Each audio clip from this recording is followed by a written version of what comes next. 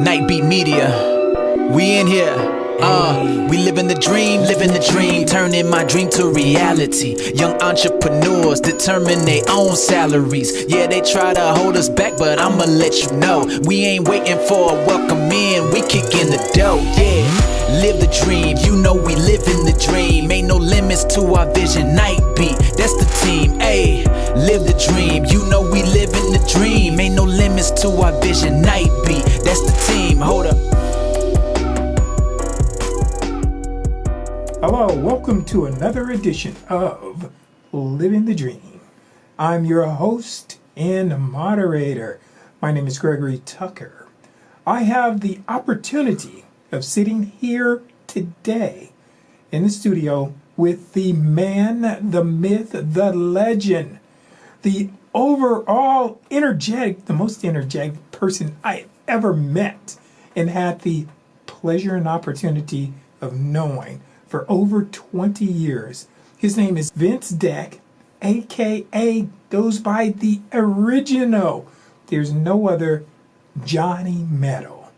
Well, thank you, Greg. It's an honor to know you all these years as well. You know, you taught me a lot of good things, and I've had a lot of fun here at DATV here in Dayton, Ohio, which I miss deeply because I haven't done a show in quite a few years. But anyway, I moved on to becoming really involved with the Disabled American Veterans, which I put my heart towards a lot of veterans, and I help a lot of guys. I work with volunteer services at the Dayton VA Medical Center in Dayton, Ohio. I have approximately 11,000 volunteer hours out there.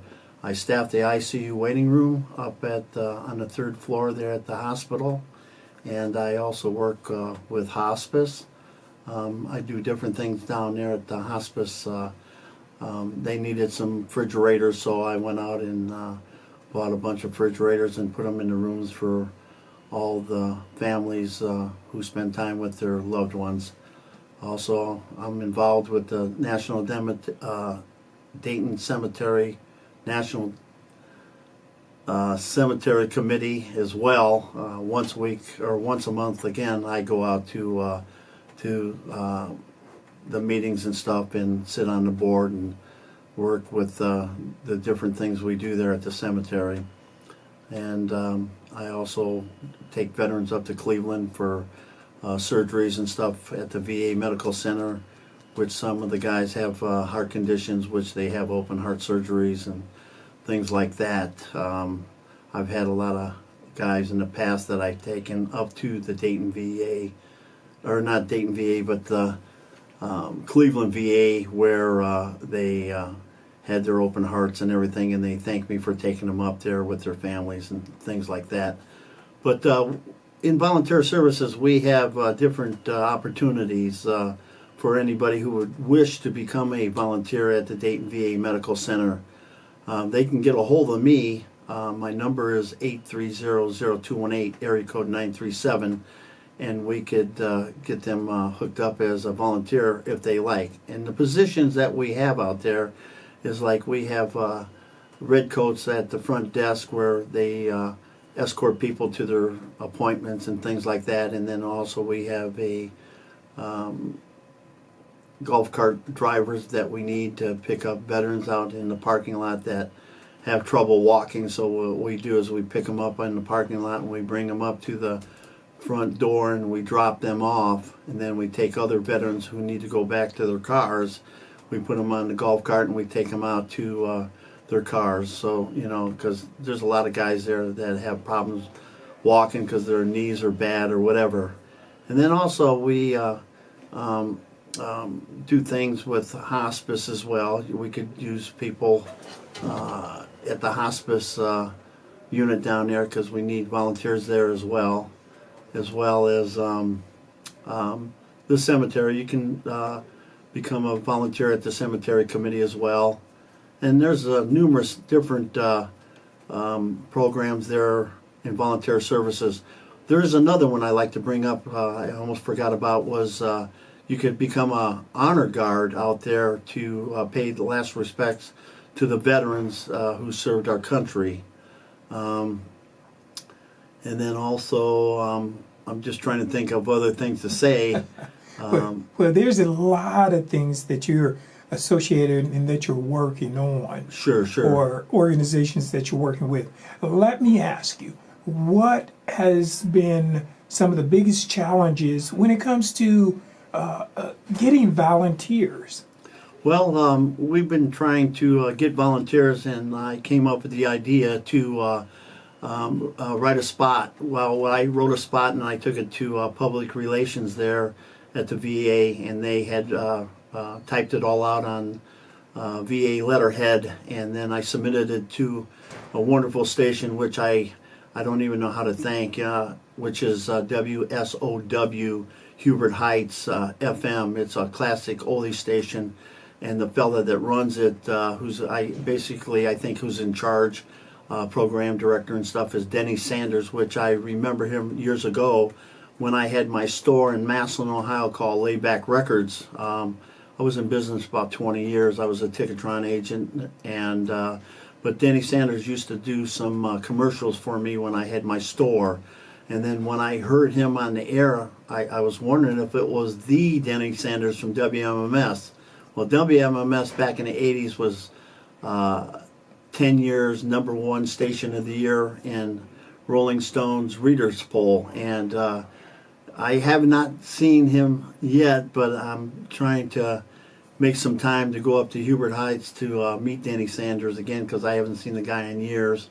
But they do play the spot for us constantly. They've been playing it a lot, because every time I get on my computer when I do my book work, I turn on WSWO Hubert Heights FM oldie station, and I hear the commercial on it quite often. The other day I heard it like 8 times, which is I thank them guys for plugging us like that, and it's really helping with volunteers too. So that is a big key right there, that it is drawing a lot of attention, and there are people coming to the VA to volunteer, which we need very much so, Okay.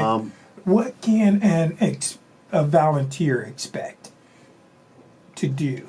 Or what are some of the areas, or is there a ideal volunteer that you're really in need of? I know volunteers can come in different forms, but is there any ideal volunteers, say specific areas that you really are having a hard time to get people to participate?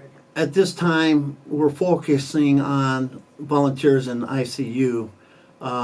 Couple of the volunteers, they go down to Florida during the season when it's cold, and then they come back up because they can't take the snow and the cold. So yes, we are looking for a couple of more volunteers up there as well. And also down at hospice, we never have enough people down there to help out at hospice. We need some volunteers there. But if you decide you want to become a volunteer, like I said, you can contact me at 937-830-0218, and I'll walk you through the program. And once you connect with me, I'll take you over to Volunteer Services, and you'll talk to either Ryan Pleasant or Kenny Span in Volunteer Services, and they'll show you how you can apply and the procedure, what you have to go through to become a volunteer.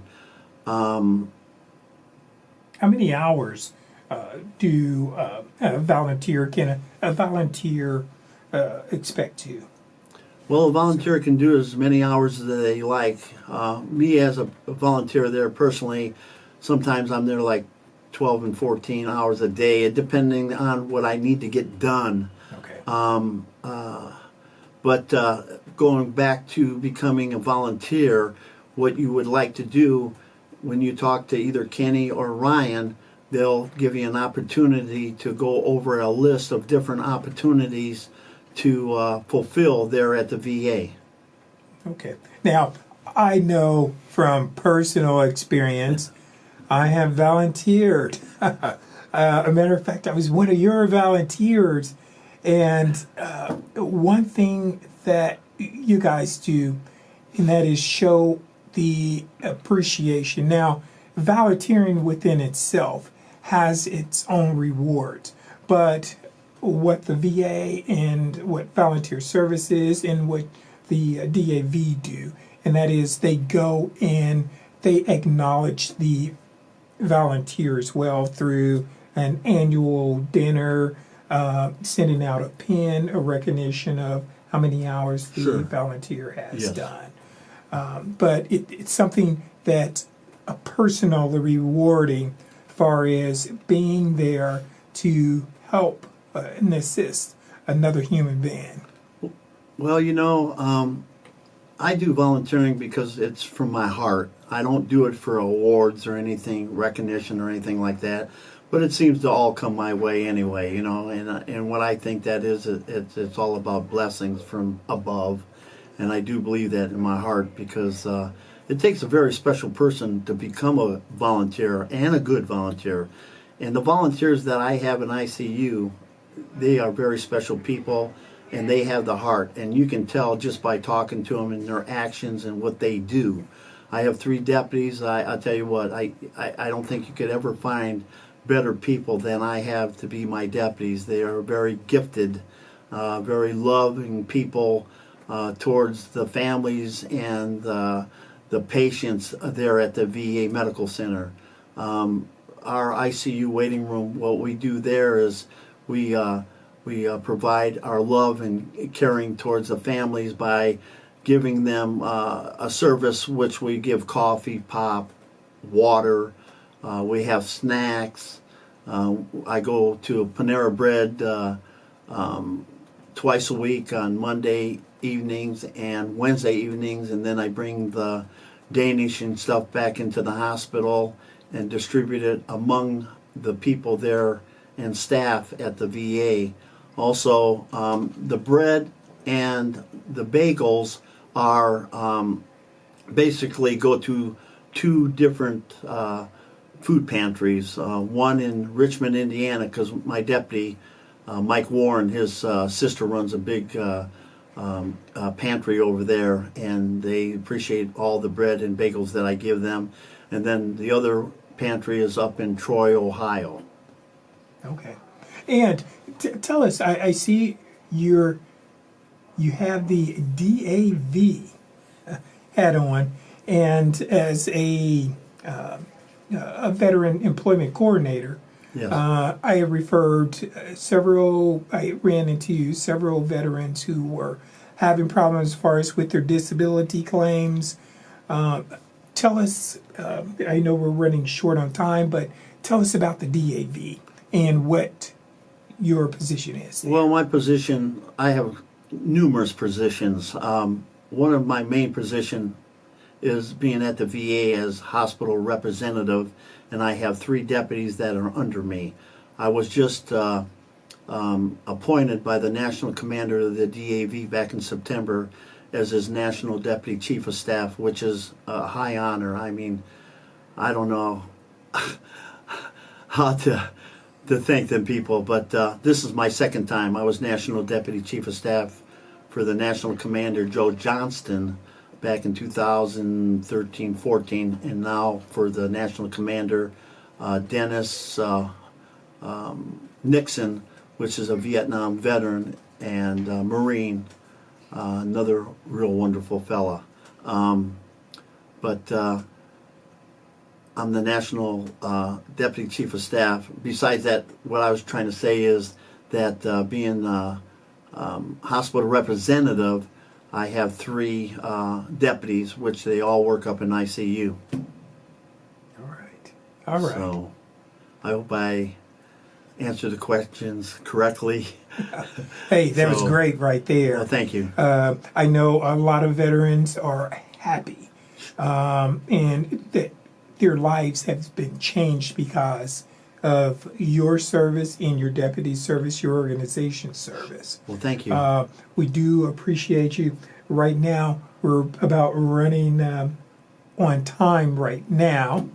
There's one other thing I like to say, that I am very proud to be part of the Disabled American Veterans. They're such an elite organization. To me, they're like the Marine Corps. I love them dearly, and I love what I do. And he asked me, you asked me that question about disabilities. I'm a service officer that I help veterans with their claims and stuff. So if you need any help with your claims, just give me a call again. I'm going to say that number for the third time, 937-830-0218. Okay. Well, Mr. Deck, it's been a pleasure, an honor, as far as having you here on the program. We hope to have you back. One other thing, and that is you are working on developing a podcast to continuously inform the veterans as far as about the Yes. different information that's about there, or navigating the information system, because it's a lot of information out there, but the problem is navigating those resources, and that's where you would be assisting on a continuous basis as far as informing them. Yes, there is a lot of veterans out there that don't know anything about filing claims, and I've helped so many guys get their disabilities. They just don't even know how to thank me. But that's okay. I'm there to assist, because if you don't know the proper way to file them claims, it can cause you some pain and agony, and also some of these guys that had claims filed years ago, they wait like 2, 3, 4, 5 years, and it doesn't take that long for a claim to be recognized. Usually a claim that I file is recognized within 3 to 6 months, but most of the time it goes through fast. So if you guys, again, need that, just get a hold of me, and I'll be more than happy to assist you in your claim. Okay. Thank you again. And that's going to be it for us. Thank you for tuning in and listening and watching another episode of Living the Dream. And as always, when you're writing the story of your life, be sure to be holding the pen. Until the next time, and remember, we want to hear your story.